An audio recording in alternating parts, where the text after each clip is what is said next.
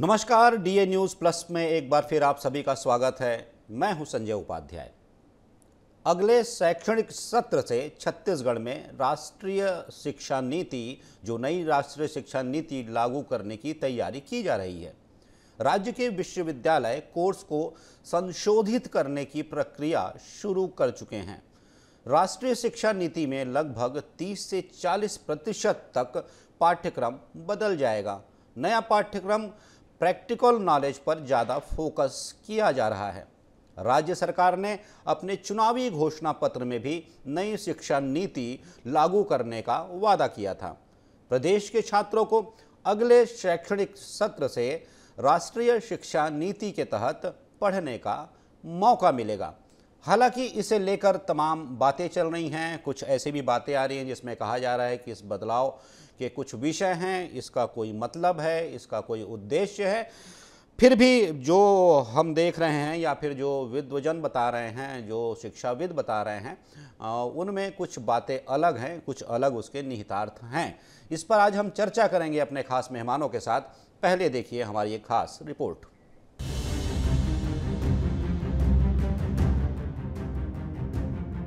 छत्तीसगढ़ में इसी सत्र से नई राष्ट्रीय शिक्षा नीति लागू हो रही है। इसके तहत स्नातक स्तर के सभी कोर्स में पढ़ाई सेमेस्टर में होगी। वहीं पासिंग मार्क्स में भी बदलाव किया गया है, यानी बीए, बीएससी, बीकॉम, बीसीए और बीबीए में परीक्षा पास करने के लिए 33 की जगह अब 40% अंक लाने होंगे। नई शिक्षा नीति को इसी साल स्नातक प्रथम वर्ष से लागू किया जा रहा है, इसलिए पासिंग नंबर का नया सिस्टम सिर्फ यूजी प्रथम वर्ष के लिए ही रहेगा। आंतरिक मूल्यांकन से 30% अंक मिलेंगे। इसके लिए कॉलेज अपने स्तर पर टेस्ट लेंगे। वहीं 70% अंकों के लिए सेमेस्टर परीक्षा होगी। दोनों को जोड़कर पास होने के लिए न्यूनतम 40% लाना अनिवार्य है। स्टूडेंट किसी वजह से बीच में ही पढ़ाई छोड़ देता है तो बाद में भी जारी रख सकता है। 3 साल और 4 साल के 2 अलग अलग डिग्री कोर्स शुरू किए जाएंगे। शोध में रुचि रखने वाले 4 साल का बैचलर एंड रिसर्च कोर्स कर सकेंगे। व्यावसायिक पाठ्यक्रम हर साल 4-4 क्रेडिट में होंगे। प्रशिक्षण की अवधि 60 घंटे की होगी। प्रदेश में 3 चरणों में नई शिक्षा नीति लागू होगी। पहले चरण यानी इस सत्र से 2024-25 स्नातक स्तर पर, दूसरे चरण में सत्र 2025-26। आगामी सत्रों के लिए विषय संयोजन किया जाएगा। विश्वविद्यालयों और महाविद्यालयों में कौशल केंद्र की स्थापना होगी। हालांकि अभी इंदिरा संगीत विश्वविद्यालय खैरागढ़ और सुंदरलाल शर्मा ओपन यूनिवर्सिटी में इसे लागू नहीं किया जाएगा। दोनों विश्वविद्यालयों में अगले सत्र यानी 2025-26 में लागू होगी। वहीं प्राइवेट परीक्षार्थियों को भी नियमित छात्रों की तरह ही हर 6-6 महीने में परीक्षा देनी होगी। साथ ही कॉलेजों में प्राइवेट छात्रों का भी इंटरनल एग्जाम होगा। इस नीति के तहत अगर कोई स्टूडेंट यूजी फर्स्ट ईयर पास होने के बाद किसी वजह से पढ़ाई छोड़ देता है तो उन्हें सर्टिफिकेट मिलेगा। 2 साल में डिप्लोमा, 3 साल में पूरा करने पर ग्रेजुएशन और चौथे वर्ष की पढ़ाई में ऑनर्स और ऑनर्स विद रिसर्च की उपाधि मिलेगी। वहीं उच्च शिक्षा सचिव ने नई शिक्षा नीति को लेकर प्रेस वार्ता लेकर जानकारी दी। उन्होंने बताया कि इस नीति में सतत मूल्यांकन का प्रावधान है, जिससे विद्यार्थियों के मानसिक ऊर्जा के साथ बौद्धिक क्षमता में भी वृद्धि होगी। समय पर सेमेस्टर पेपर होने से विद्यार्थियों को परीक्षा का तनाव नहीं होगा। विद्यार्थियों को उनकी इच्छा अनुसार दूसरे संकाय के विषयों का अध्ययन करने का मौका मिलेगा। आप सभी लोगों को मालूम है, उच्च शिक्षा विभाग छत्तीसगढ़ शासन के द्वारा राष्ट्रीय शिक्षा नीति 2020 को छत्तीसगढ़ में इस शिक्षा सत्र से लागू करने के लिए निर्णय लिया गया है। इसे तो हमारा तत्कालीन माननीय उच्च शिक्षा मंत्री जी के द्वारा भी विधानसभा में उनका बजट चर्चा का समय में भी घोषणा किया गया था। तो उसके लिए उच्च शिक्षा विभाग ने अभी मार्च महीने से इसका तैयारी शुरू करके अभी इस जुलाई सत्र से एनईपी लागू करने के लिए हमारा संपूर्ण तैयारी हो चुका है। बता दें कि 34 साल पहले यानी 1986 में राष्ट्रीय शिक्षा नीति बनाई गई थी। करीब 3 दशक से इसमें कोई बड़ा बदलाव नहीं हुआ है। इसकी समीक्षा के लिए 1990 और 1993 में कमेटियां भी बनाई गई।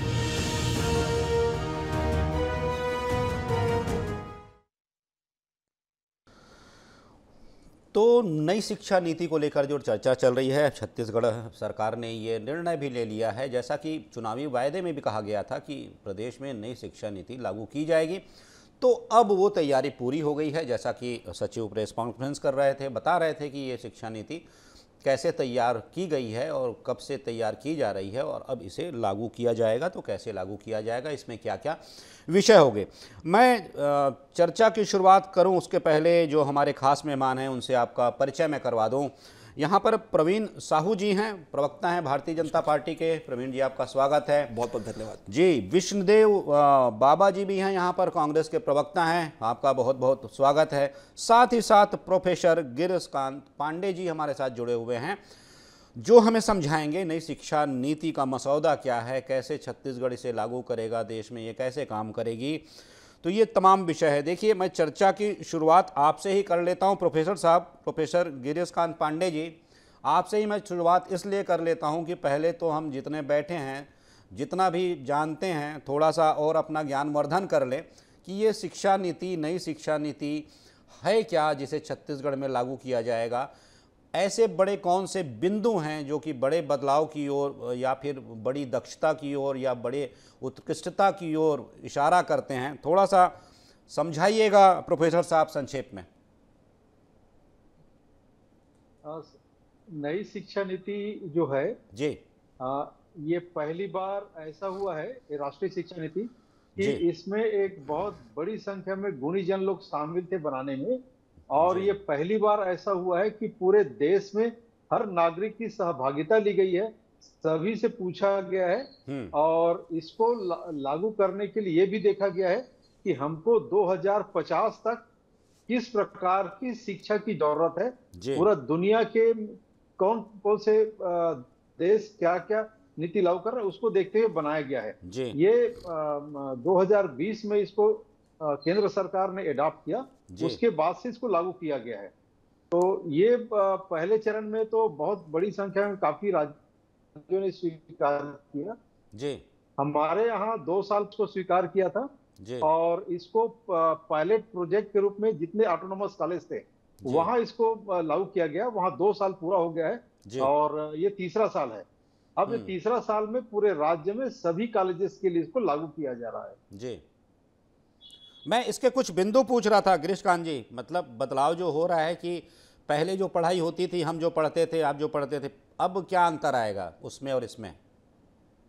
बेसिकली हम पहले इसको वार्षिक पद्धति में पढ़ते थे जी, जो साल में एक बार परीक्षा होता था जी, और 3 साल का डिग्री कोर्स होता था जी। बच्चा जब first year, second year, third year तीनों साल पढ़ता था तब उसको स्नातक की डिग्री मिलती थी, चाहे बीए, बीकॉम, बीएससी जो मिले जी। अभी ऐसा हो गया है कि वो एक साल का वार्षिक सिस्टम खत्म कर दिया गया, एनुअल पैटर्न, अब इसको सेमेस्टर में ला दिया गया, 6-6 महीने कर दिया गया है। तो इसका मतलब ये है कि आप 3 साल और 4 साल 2 डिग्री कोर्स है, तो 3 साल में 6 सेमेस्टर और 4 साल में 8 सेमेस्टर में चला गया, यानी हर 6-6 महीने में आपका परीक्षा होगा।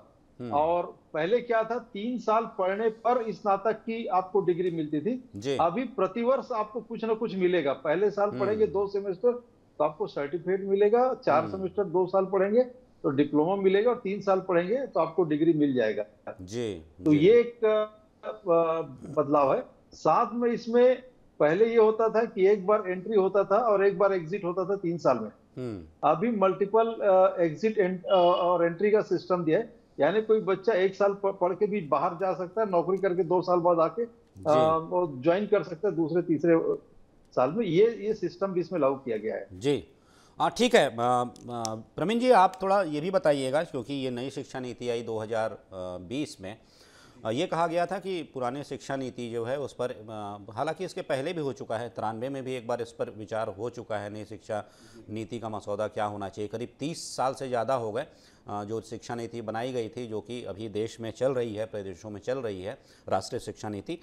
तो ये ज़रूरत कैसे महसूस की आपने? और ये कहा जा रहा है कि आपका, कांग्रेस कह रही है, सर मैं नहीं कह रहा हूँ, कि आपका इसमें कोई एजेंडा है नई शिक्षा नीति में। सबसे पहले भारत माता की जय कहूंगा, जय छत्तीसगढ़। आपके सम्मानित चैनल के सभी दर्शकों को देखिए, यह जो नई शिक्षा नीति है ये विकसित भारत की आधारशिला है। मैं सबसे पहले इतिहास पर जाना चाहूँगा कि नई शिक्षा नीति अगर पहले हम बात करें तो 1968 में आई थी, उसके 18 साल के बाद 1986 में आई और 34 साल के बाद 2020 में हम देखते हैं कि नई शिक्षा नीति आती है। तो निश्चित रूप से अगर मानसिकता देखें तो मोदी जी की नीति निश्चित रूप से इस भारत को निश्चित रूप से विकसित भारत बनाने का जो लक्ष्य है उसी को आधार बिंदु मानकर जो है नई शिक्षा की नीतियों के आगे बढ़े। लगातार परिवर्तन की आवश्यकता पड़ती है। अभी जो शिक्षा नीति पहले चल रही थी केवल वो निश्चित रूप से अगर हम कहें तो केवल रटने की पद्धति पर थी। अब हम निश्चित रूप से व्यवहारिक शिक्षा पर आ चुके हैं। अगर आप देखेंगे पाठ्यक्रम में तो लगातार आप देखेंगे तकनीकी पहलू को सम्मिलित किया जा रहा है। और देखिए हम खासकर बात करें तो वोकेशनल ट्रेनिंग या वोकेशनल निश्चित रूप से वोकेशनल शिक्षा बहुत इसमें हद तक सम्मिलित की गई है, चाहे वो कृषि के क्षेत्र में हो, चाहे अनुसंधान के विषय में हो, चाहे किसी भी क्षेत्र को हम ले लें। और सबसे महत्वपूर्ण बात अगर बात करें शिक्षा के लिए जो मातृभूमिका जो मातृभाषा की भूमिका होती है उसकी महत्ता को समझते हुए अगर हम बात करें तो 5वीं तक मातृभाषा में पढ़ाई की सुविधा प्रदान की जा रही है, जिसको बच्चा चाहे तो 8वीं तक भी कंटिन्यू कर सकता है। और अगर बात करूं तो देखिए पहले जो सिस्टम था उसको बदलकर 5+3+3+4 कर दिया गया है। और आदरणीय गिरीश जी ने बहुत अच्छा विषय रखा कि मल्टीपल एंट्री और मल्टीपल एग्जिट के माध्यम से बच्चा पढ़ाई कर सकता है। निश्चित रूप से प्रत्येक बच्चे के भविष्य को इसमें संवारा गया है। यदि किसी बच्चे का अगर मान लीजिए किसी कारणवश पढ़ाई छूटता है तो ऐसा नहीं कि वो पढ़ाई नहीं किया गया है, उसके उनको मल्टीपल लेवल पर अगर हम बात करें तो सबसे पहले उसको सर्टिफिकेट मिलेगा, फिर डिप्लोमा मिलेगा, फिर डिप्लोमा, फिर डिग्री विद डिप्लोमा, ऐसा फॉरवर्ड करके मिलता जाएगा। लेकिन मैं आपको मूलभूत फर्क कांग्रेस और भाजपा में बताता हूं। देखिए मूलभूत फर्क का जो है हमारी नीति की है, इसलिए तो हमने नीति लेकर आया। मैं 14 की बात करता हूं तो 14 में जीडीपी का शिक्षा का परसेंट कर बात करूं तो केवल लगभग 2.5% था। 24 में आते आते हमारी शिक्षा पर जो एजुकेशन पर जो खर्चा है वो 6% है। तो निश्चित रूप से मोदी जी की जो नीति है देश के शिक्षा पर बहुत ज्यादा उन पर लगातार जो है काम करने की नीति है, ताकि हम इसी को आधार मानकर हमारे भविष्य को संवार कर हम आगे बढ़ सके। हमारे बच्चों का भविष्य निश्चित रूप से इस नई शिक्षा नीति के माध्यम से बहुत अच्छा होगा और हमारे बच्चे ही विकसित भारत की जो है आधारशिला बनेंगे। ठीक है विष्णु जी, आप सुन रहे होंगे, पहले आपने प्रोफेसर साहब को सुना, फिर आप प्रवीण जी को भी सुन रहे थे। आप बताइएगा कि जैसा ये बता रहे हैं कि आपके और इनकी नियत में भी फर्क था, नई शिक्षा नीति में जैसा फर्क है। आपको सर क्या परेशानी है इस नई शिक्षा नीति से, किन बिंदुओं पर परेशानी है? देखिए युग बदल रहा है, नई शिक्षा नीति आई है, हम उस शिक्षा नीति का स्वागत करते हैं जी। हमें समय पर आपत्ति है, हमें समय पर आपत्ति। जिस प्रकार कुछ समय पहले हम लोगों को याद होगा कि देश के प्रधानमंत्री जी टेलीविजन पे आते हैं 8 बजे रात को और बोलते हैं कि आज रात 12 बजे से हिंदुस्तान में जो पुराने 1000 और 500 के नोट है वो चलन से बाहर हो जाएंगे। उसी प्रकार से हमारे सेक्रेटरी को हम सुन रहे थे, प्रसन्ना साहब अचानक से आते हैं, वो प्रेस कॉन्फ्रेंस करते हैं और बताते हैं कि प्रदेश जी जी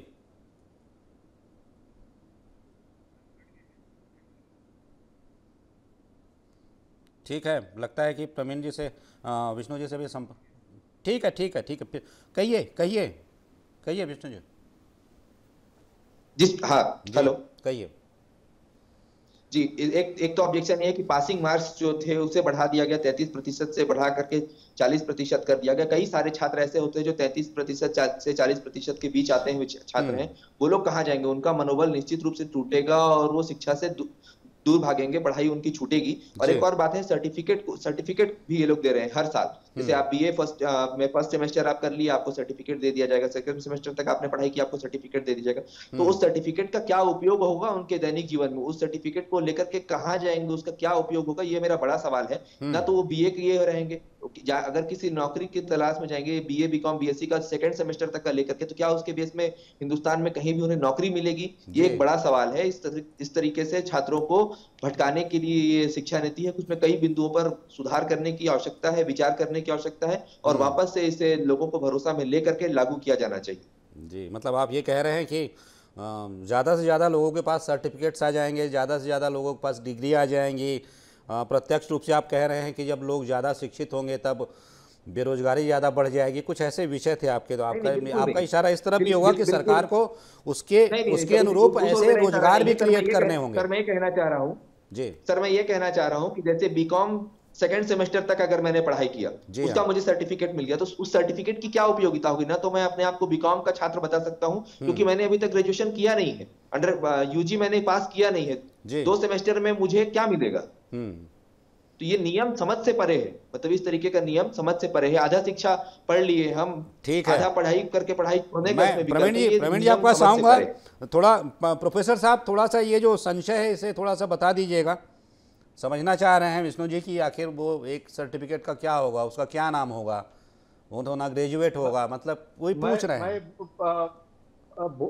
मैं ये कहना चाहता हूँ जी, पहले बच्चा 1 साल 2 साल पढ़ लेता था और पढ़ाई छोड़ जाता था तो उसके पास तो 0 डिग्री होता था।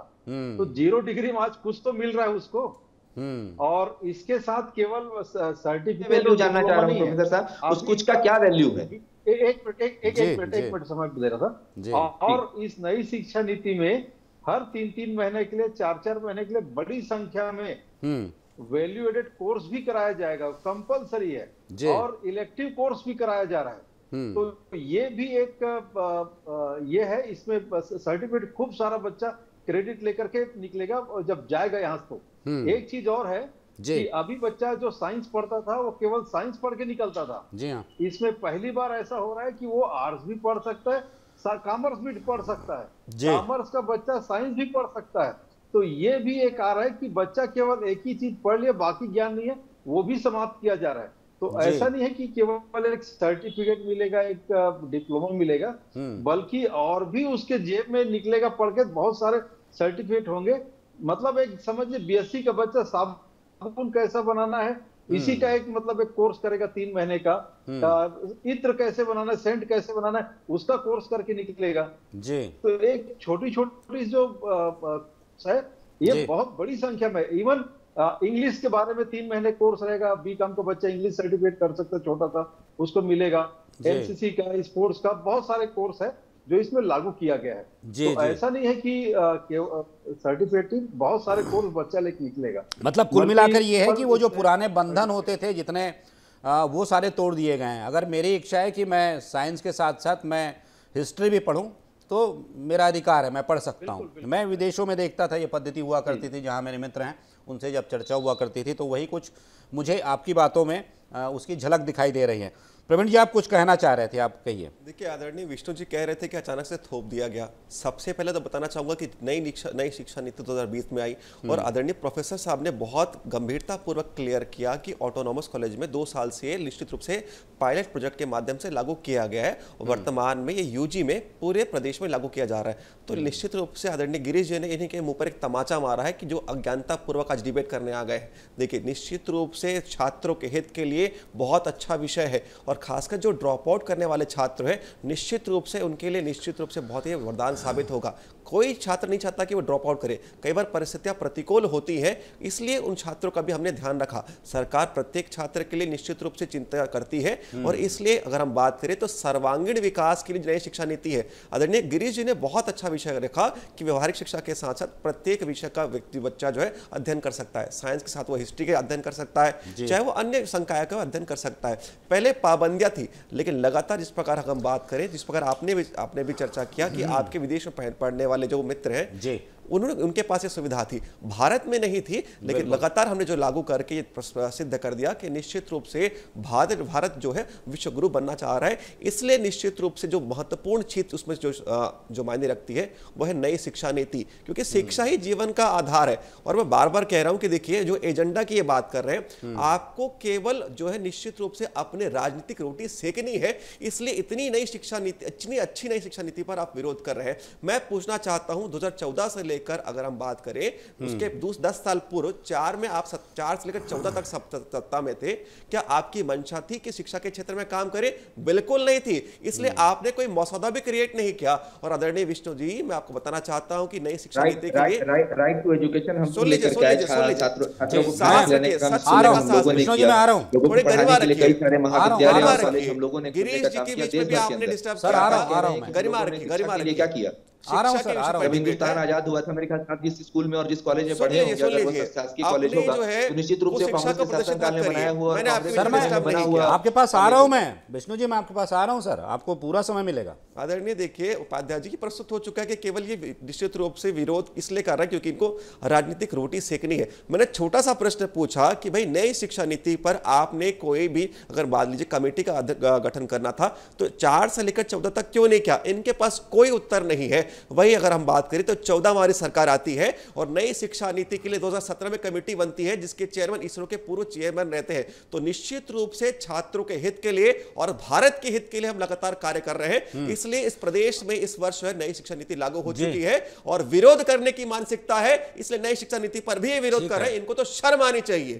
विष्णु जी बताइएगा, आपकी शंका का शमन हुआ जैसा कि प्रोफेसर साहब ने आपको बताया? देखिए, मैं गलत को तो गलत कहूंगा, सही को सही कहूंगा। अगर आप लोग, मैंने जब डिबेट शुरू हुआ था, मैंने उसी समय आपके शिक्षा नीति को स्वागत किया था, नई शिक्षा नीति का स्वागत किया था। और साहू जी से मैं बता देना चाहूंगा, तमाचा मारा और इस तरीके का बातचीत करना, ये डिबेट बैठ करके आपको शोभा नहीं देता है। मैं बिल्कुल चाहूंगा कि गरिमा बनाए रखें, विरोध करते रहे, आपके साथ बातचीत गरिमा बनाए रखें, शब्दों की गरिमा बनाए रखें। यही कांग्रेस की मानसिकता है। आप भारत के नवनिर्माण का विरोध कर रहे हैं, बच्चों को अच्छी शिक्षा मिल रही है उसका विरोध कर रहे हैं। अरे शर्म करिए, आप शर्म करिए। भारत क्यों आगे बढ़ रहा है, आपको ये हजम नहीं हो रहा है। हमारी सत्ता है, हम लगातार इसको सेवा का अवसर समझकर भारत को सर्वांगीण विकास के लिए शिक्षा नीति बदलाव किए हैं और आगे भी करते रहेंगे। प्रवीण जी, विष्णु जी को बोल लेने दीजिए, क्या बोल रहे हैं आप बोलिए विष्णु जी, कह रहे हैं, बोलिए आप। आपके टीवी डिबेट के माध्यम से मैं सरकार का ध्यान उस ओर भी आकर्षित कराना चाहूंगा कि कई सारे कॉलेज जो किराए के भवन में चलाए जा रहे हैं, उन्हें भवन का इंतजाम किया जाए। कई सारे ऐसे कॉलेज हैं जो चपरासियों के माध्यम से चलाए जा रहे हैं। बताना चाहता हूं, प्रोफेसरों की, महान स्वामी आत्मन स्कूल के नाम स्कूल को खोल दिया, लेकिन कोई फंड नहीं रखा। डीएमएफ का फंड आपने उपयोग किया। जैसे हमारी सरकार बनी, हमने स्वामी आत्मानंद के जितने स्कूल थे उसको हमने शिक्षा विभाग में लिया। तो आपने स्वामी आत्मानंद जी का निश्चित रूप से नाम का दुरुपयोग किया। हमने उनके नाम का सम्मान करते हुए जितने भी स्कूल संचालित हो रहे हैं उसको हमने शिक्षा विभाग में लिया, उसके लिए फंड जारी किया। मैं आपसे पूछना चाहता हूं कि आप बच्चों के हित में अगर अच्छा काम हो रहा है तो विरोध क्यों कर रहे हैं? मैं आपको बताना चाहता हूं कि केंद्र सरकार ने पीएम श्री के माध्यम से लगातार स्कूलों में तकनीकी शिक्षा प्रदान की, आप उसका तक विरोध कर रहे हैं, चाहे वो पीएम श्री स्कूल हो, चाहे वो। ठीक है प्रवीण जी, विष्णु जी ने बहुत सारी बातें कही, हालांकि इस बीच आप दोनों बोल रहे थे इसलिए ठीक से समझ में नहीं आ रहा था क्या कह रहे हैं। लेकिन एक बार मैं फाइनल कमेंट ले लूं गिरीश जी से, उनसे पूछता हूं। गिरीश जी, आप सुन पा रहे हैं? हाँ बिल्कुल। प्रोफेसर साहब सुन पा रहे हैं जी। प्रोफेसर साहब, ये मैं कह रहा था, आपसे पूछना चाह रहा था, जैसा आपने बताया कि 2 साल पहले पायलट प्रोजेक्ट चलाए गए थे जितने ऑटोनोमस कॉलेज हैं, तो उस पायलट प्रोजेक्ट का रिजल्ट क्या आया सर? क्या देखने को मिला आप जैसे शिक्षाविदों को जो उसकी मॉनिटरिंग कर रहे थे? नहीं संजय जी, ये बोल रहा हूँ, जो पायलट प्रोजेक्ट जो था जी ऑटोनोमस कॉलेज में, जी सभी बड़े बड़े कॉलेज है, सक्षम कॉलेज है और वहाँ बिना कोई परेशानी का 2 साल बीता है और ये आखिरी साल है, इस साल भी हो जाएगा, उसमें कोई समस्या अभी तक के किसी भी सेमेस्टर में नहीं आई है। इसमें कई सारे बिंदु और भी हैं नई शिक्षा नीति में जी। अभी जितने भी कॉलेज यूनिवर्सिटी हम जो देखते हैं सर, थोड़ा सा मैं आपसे 2 मिनट में सिर्फ समझना चाहूंगा प्रोफेसर साहब, 2 मिनट में। जैसे बच्चा, अब मान लीजिए नई शिक्षा नीति के तहत बच्चा कक्षा 1 में जाता है, किस तरह की पढ़ाई होगी? 1 से 5, 5 से फिर 8, 8 से फिर 9 से फिर 12, 12 से फिर 3 या 4 का ग्रेजुएट, ऐसा कुछ स्लैब? 5, 3, 3, 4 नहीं, वो हाँ, जो 4 वाला जो बोल रहे हैं आखिरी वाला जी, वो जो है आपका ग्रेजुएशन है। ग्रेजुएशन को 2 श्रेणी में रखे हैं। एक तो नॉर्मल ग्रेजुएशन है जिसमें बीए, बीकॉम, बीएससी करके बच्चे निकल जाए और वो बाद में वो 2 साल का पीजी करेगा। अगर उसको एमए, एमकॉम, एमएससी करना अभी जैसे वैसी 2 साल का पीजी है। पर यदि कोई बच्चा पीजी के बाद पीएचडी भी करना चाहता है तो वो 4 साल का ग्रेजुएशन करेगा और फिर 1 साल का पीजी करेगा। उसका 1 साल का पीजी होगा, उसके बाद वो सीधा पीएचडी के लिए जाएगा। तो जो उसका 4था वर्ष का ग्रेजुएशन है वो रिसर्च ओरिएंटेड होगा। तो मैं आपको वही बता रहा था, इस नई शिक्षा नीति में सभी शिक्षण संस्थाओं को भी 3 श्रेणी में रखा गया है जी। एक, जैसे कोई इंटीरियर का कॉलेज है वो केवल पढ़ाने का काम करेगा, उसका केवल स्टडी में नहीं फोकस रहेगा, रिसर्च में नहीं रहेगा। दूसरा, बड़ा कॉलेज जो रहेगा उसका काम रहेगा पढ़ाना प्लस रिसर्च दोनों ज्वाइंट करेगा। और तीसरा, बहुत हाई फाई जो कॉलेज रहेगा या यूनिवर्सिटी रहेगा उसका फोकस केवल रिसर्च पे जाएगा ज्यादा, यानी पढ़ाई में कम, रिसर्च पे ज्यादा होगा और उसको विश्व स्तर का इंस्टीट्यूट में रखेंगे।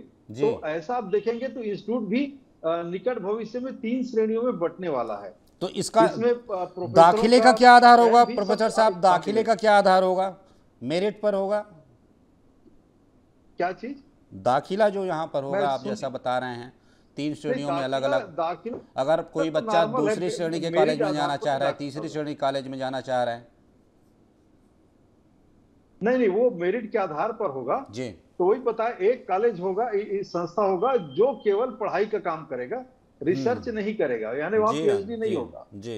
दूसरा संस्था होगा जहां रिसर्च होगा और पढ़ाई दोनों होगा, और तीसरे में सिर्फ रिसर्च होगा, रहेगा, नेशनल स्तर का माना जाएगा जी। तीसरा जो रहेगा वो रिसर्च ज्यादा फोकस रहेगा, वो इंटरनेशनल श्रेणी का रहेगा। तो ऐसा संस्थाओं भी अब बहुत जल्दी ठीक है इसमें आने वाले हैं। ठीक है प्रोफेसर साहब, आपने बहुत ही महत्वपूर्ण बातें बताई। चूंकि समय की बाध्यता है, आप सभी जुड़े, विष्णु जी आपका बहुत बहुत धन्यवाद, साथ ही प्रवीण साहू जी आप जुड़े, आपका भी बहुत बहुत धन्यवाद, और प्रोफेसर गिरीश कांत पांडे जी आपने बहुत महत्वपूर्ण बातें हमसे साझा की, हमारा ज्ञानवर्धन किया, आपका बहुत बहुत धन्यवाद। तो आप सभी मेहमान जुड़े, हमने आज एक कहा जा सकता है विस्तृत चर्चा की, जो गूढ़ बातें थी नई शिक्षा नीति की उसे समझने की कोशिश की, और छत्तीसगढ़ उसके लिए कैसे आगे कदम बढ़ा रहा है हमने ये भी समझने की कोशिश की, और बहुत से इसमें ऐसे विषय निकल कर सामने आ रहे हैं जिससे लगता है कि शिक्षा नीति में जो आमूलचूल परिवर्तन होने वाला है वो छात्रों की रुचि, छात्रों के हित और आने वाले दिनों में रोजगार के प्रति शिक्षा की भूमिका पर भी आधारित है। तो आज की चर्चा में सिर्फ इतना ही, किसी महत्वपूर्ण विषय पर फिर मिलेंगे, फिर बात करेंगे, तब तक इजाज़त दीजिए मुझे, नमस्कार।